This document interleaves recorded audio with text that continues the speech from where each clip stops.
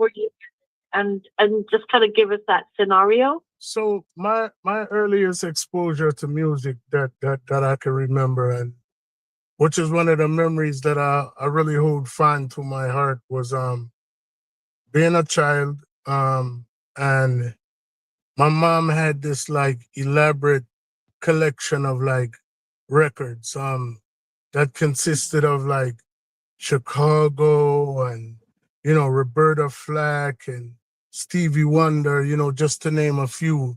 And I would always find myself gravitating to these records. And I mean, even though the music was like not my particular era, obviously Right. it was way before my time. And then, as time progressed, um, I just always felt the need to just gravitate towards a wide variety of music. I've resided in the Philadelphia area for most of my life, and one of the radio stations that we used to listen to like was Easy 101 and Magic, which kind of like they Oh basically yeah. played like the Paul McCartneys and the Oh yeah. Beatles, and so it was like my friends would always look at me, being an urban youth, like, yo, why do you like these these songs so much? And I mean, everybody else was listening to like, hip hop or, things of that nature, but I just always found myself listening, yearning and wanting to listen to a wide variety of music, Right. and I couldn't really understand why at that particular time. I grew up an only child, and early on, I used to always watch shows like Sesame Street that would kind of like implement using your imagination.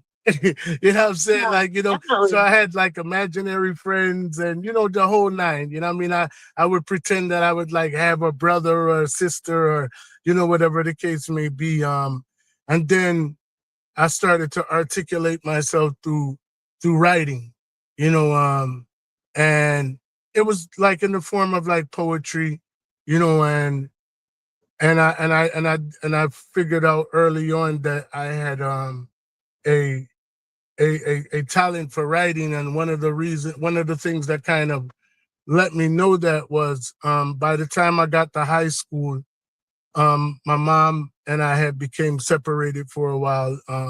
My dad had passed on like early on, and I was staying with like some family friends. And I really couldn't understand when you're a child and you're going through certain things.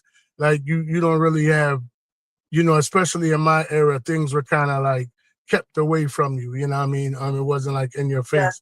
So I would find myself feeling sad, and one of the things that made me happy was by writing poems or passages about whatever it was I was going through. And I had presented one to my school counselor, and she liked it so much that she actually published it in the school paper. Oh wow. You know, and I'm like, wow, this was just like my personal testament. So it just made me feel that much better.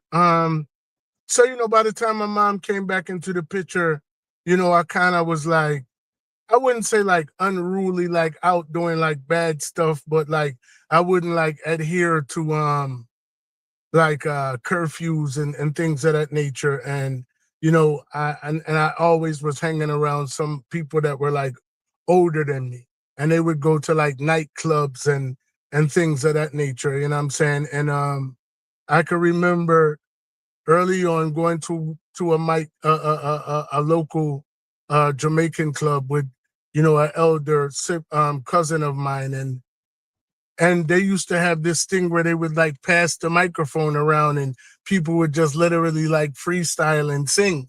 And remember, at this particular time, I didn't have no concept of the fact that not only was I given the gift to like write, but I I started to like figure out what my interest in music was, because now not only am I listening to music, the music is coming out of me. So this one particular time, I'm the youngest kid in the room.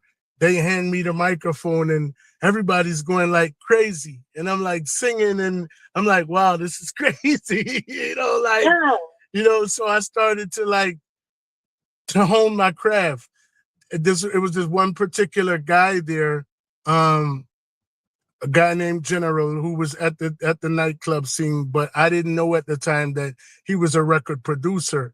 And Oh, he was like, "Yo, you got a gift," So at that 16 years old, I'm not sure what he's talking about. I had no concept of like doing music or nothing like that. So I really didn't gravitate to him. So he was like, "Yo, I got to get you in the studio or whatever." I'm like, "Studio? Like, what is he talking about?" So I have a best friend who's current, like we've been best friends for the past 40 years. And me and him were at a barber shop one day, and my best friend is like this type of person. If no filter was a person, it would be him. You know what I'm saying? oh, wow. Like literally, he just says whatever comes to his mind, and there's no thought to what he says. But a lot of times, what he says is like groundbreaking, and I don't even think he knows. It's just that that's just him because For wisdom. right. He just Right. gives it to you raw. So I was in this barber shop that I usually go to. There was a guy who used to cut that was also into music. He was an up and coming like rap artist. And, I was singing a Buju Banton song while I walked into the barber shop. And he was like, yo, I need that on my record. I need that on my record. And he was like, "Is that your stuff?" And before I could even respond, my best friend Mickey just intervened and was like, yeah, this is his stuff. What you gonna do? Put him on a record? So I'm like, "Bro, chill out, man. Like, why would you be telling them?" And we exchanged numbers, and the very next day, he pulls up to my house with a caravan of like 3 different like luxury cars, and his manager and Wow. record label, and they took me to the studio. Now, mind you, remember the other guy, General, that I met was trying to get me in the studio, and here I am like going to the studio with these guys, never been in the studio before, never actually wrote a song, didn't know what I was going to do, and got into the studio and started to record, and they just kind of like let me go. I didn't have any concept of like bars or anything, and I literally freestyled on this record called Dance with the Devil, and then ultimately it became my first official release. Wow. And is it out there right now for us to hear? I don't know if it's online because like I'm telling you, this is I want to say 90, I was 17 years old. So this was like 35 years ago that I'm telling you about. Okay. So it was Yeah, like that's it was awesome. like vinyl, you know what I mean? Like so, it was a vinyl record. So that was crazy. And that became my first release. And then right after like General heard it, he tracked me down like, "Oh, you doing records for other people? You gotta do one for me now." So we ended up going There into you the go. studio, did a record, and he was pedaling this record out the back of his car, and literally it got into rotation like on every major radio station here in Philadelphia. And I started doing Incredible. shows, and I started doing shows, and and then at that point, that's when I really just took on this journey that I'm still on today, 35 years later, you know. That's such a beautiful story. And you never had any mentors or anything coming up. You figured it out with just, freestyling things, correct? I kind of stumbled into it, thanks to my friend, and thanks to encouragement from other people. I think it was just more or less a divine intervention for me. I mean, so many friends had passed along, went to jail, got deported, and it just kept me on the straight and narrow.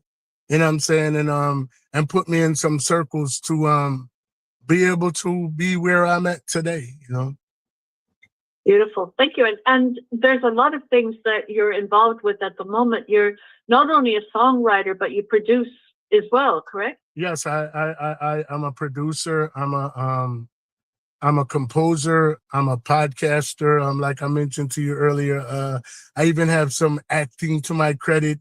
I produced a movie, a Oh, straight to YouTube movie. Yes, I've had my hand in a lot of things.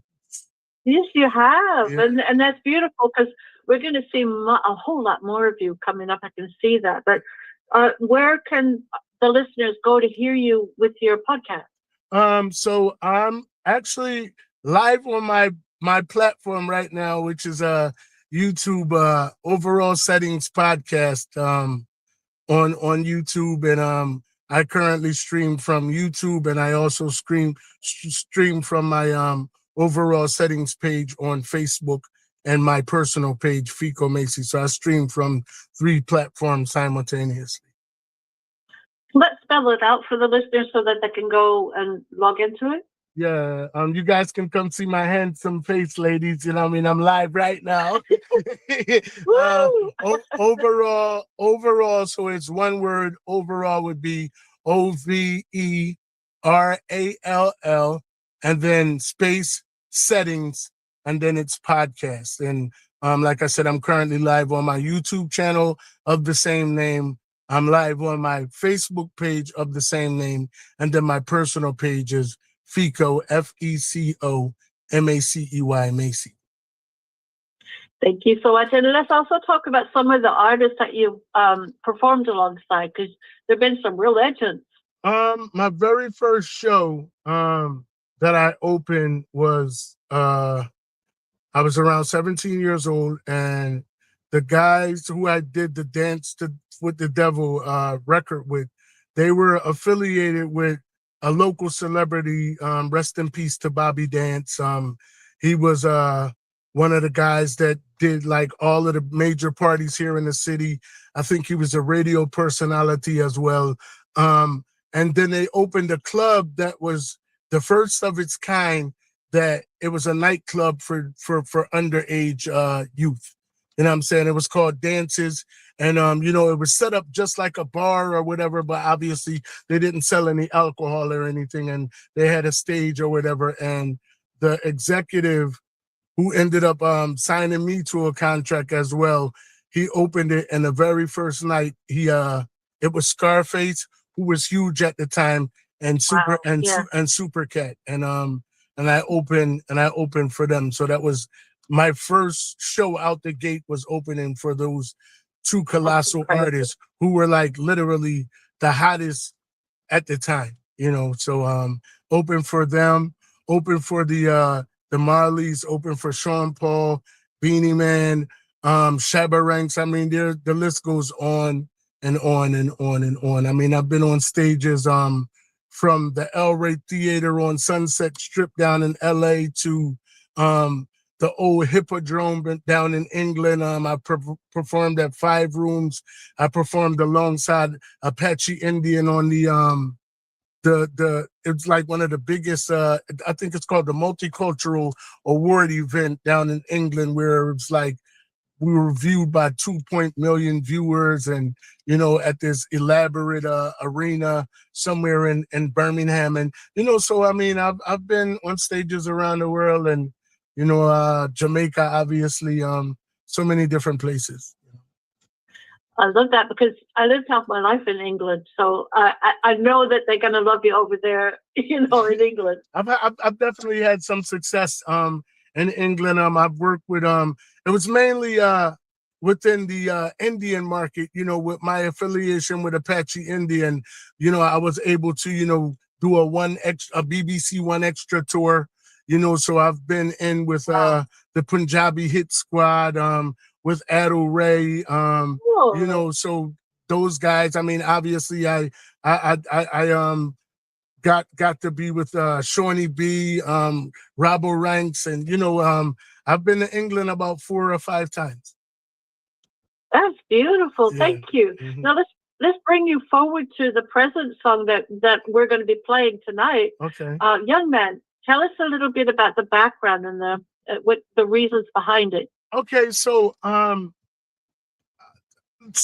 like with me wearing so many hats, I kind of like stepped away from the music for a while. I was probably in about like a 5 to 6 year hiatus, probably a little longer, because I embarked on this journey about like 8-9 years ago to start my own record label with with some friends of mine. And we did that. I kind of like put my own creativity on back burner and was focusing more on like production and, learning how to become a CEO of a record company. And I was able to record with some Billboard topping artists, Beanie Man, some Grammy Award winning artists, Elephant Man, and people of that nature. But, with me not having the know-how, as far as I was so young in the executive business, I became kind of frustrated and stepped away from it for a while. And music was something that was all within me, but I just kind of wasn't like doing music for a very long time. So most recently, a very close family friend, who I mentor to, I have him like he's my son. He basically was going through a tough time where he had lost his biological father. And what transpired was that, he's 20 years old, and living in Jamaica. And, a lot of times it's easy to get like sucked into the whole lure of the streets and, things of that nature. His father had passed away violently, and, he was at a crossroad as to, his ego was telling him, and his emotions were telling him that he should do something about it, and the road that he was planning on taking was, probably not going to end up good for him. Mom and, other family members were encouraging him, trying to tell him, like, don't take that road. And being as though they knew that I had such a good influence on him, they called me into the fold to see if I could talk to him and convince him to take a different route. And something within me said, he always was telling me to go back to the music. He loved my music and, things of that nature. And I said, why not present a song to him to, see if I could get to him that way, like untraditionally, and I came up with the concept, Young Man. Almost every single line in the song is a personal testament to him as to like what could possibly happen if you were to take the alternate route. And I sent him the song, and when I sent him the song, he called me back in video call, and he had like tears in his eyes. And he was like, this moved me to a point where I know what I'm going to do now. And then he kind of like abruptly hung up the phone. So I'm like, oh God, I don't know if I sent him over the edge. I don't, I don't know what, I didn't know what to think. And I'm calling him back and he's not answering. And then the very next phone call that I had got was from his mom. And he had left the house for maybe about a month and was in a hostile environment. And then lo and behold, Mom called me elated to tell me that he had came home, and and it was a result of his reaction to the song that I did, which was Young. That is powerful. Mm-hmm. And yes, that's what that's what I heard. It moved me too. And I know that there's a lot in this crazy world right now. We're having some really strange times, and all the encouragement is needed because there's a lot of things going on. Exactly. So we appreciate that. Exactly. And so absolutely. And this kind of brings me to a question. We're going to be playing this song in a second now, but I'll talk about that in a second. But there's a question that I ask all of my guests, and that is, if you were to give some advice to the younger artists just coming up, what advice can you give them? Thanks to my publicist who put me in contact with you. I came up in the game at a time when, our passion for doing music would kind of allow us to get shortchanged, as far as like not taking enough time out to like understand the business aspect of it and just kind of becoming blinded by the light, whether it was the fortune, the fame, the attention, or whatever the case may be. And my first advice would be learn the business of it, know exactly what it is you're getting into, because just like anything that you devote yourself to, it's very demanding, and you have to know your worth. It's just like if you're going on a job, you expect to get paid for the work that you put forth. So learn the business, and I'm saying, which even so late in the game, I'm still learning. And stay true to yourself as an artist. I'm saying? Like a lot of times you could get, fall by the wayside because of what's trending or what you feel as though a label expects of you, or or whatever the case may be. But, my thing would be to stay true to yourself. I'm saying? Because you don't really know who you have a lasting effect on, like your fans. A song that you make, remember, your songs are not just words. They're not just things to dance to. They're frequencies. The average kid, the average kid knows their favorite artist, but probably can't tell you who their state representative is. They probably can't even tell you who the president is, but they can tell you their word for word, their favorite song. You know what I'm saying? So that's how much influence you have, even if it's over just one person. You know what I'm saying? So, stay true to yourself, and definitely learn the business before you go into it wholeheartedly. Those are jewels right there. Thank you so much for that. Mm-hmm. Are you taking any bookings for shows or collabs or anyone for your label? I mean, at this particular time, like I said, I've initially, when I started the label, obviously I wanted to warrant the attention. So I kind of like went for the big dogs and, kind of like put myself on back burner. You know what I mean? The primary focus right now is, in the 35 years that I've been doing this, I've never gotten the opportunity to put out a complete body of music. I dropped this single. I'm planning on dropping 2 more singles within the next coming months, and then ultimately rolling out the album in June.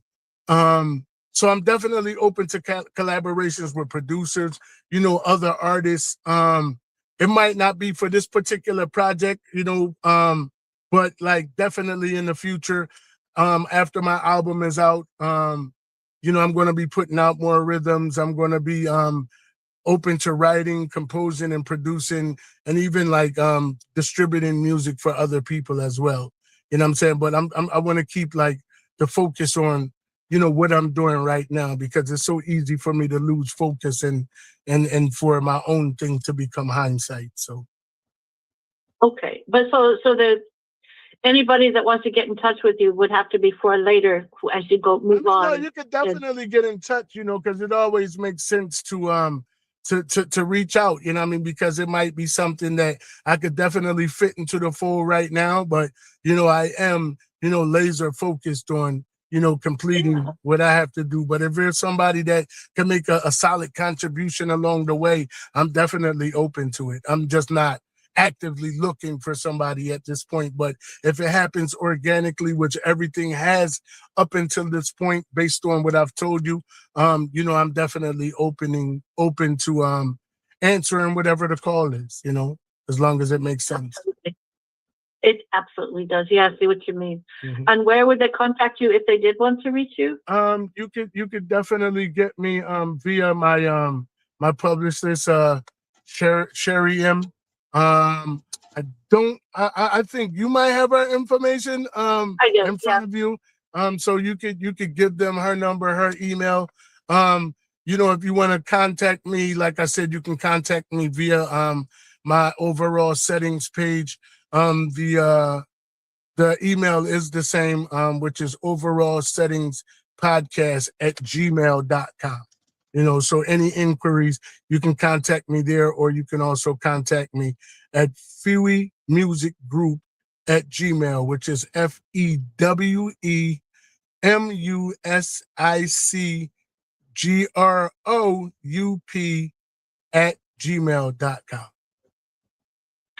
Thank you so much. And you can reach out to Sherry M. Also, that's CherieMem.